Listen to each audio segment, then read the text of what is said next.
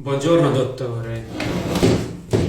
Buongiorno signora Lee. Mi dica come sta. Non mi sento bene, ho un forte mal di testa da un paio di giorni. Bene, è la prima volta che succede? Sì, non ho mai sofferto di mal di testa. Ho le vertigini. Va bene, ora la visito e vediamo cosa si può fare. Respiri.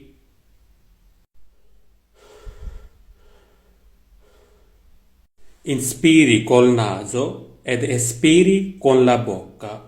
Ok.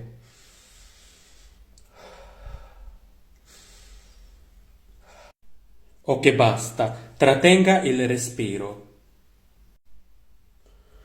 Può darmi qualcosa per il dolore? Sì, certo. Ora le faccio la ricetta per alcune compresse.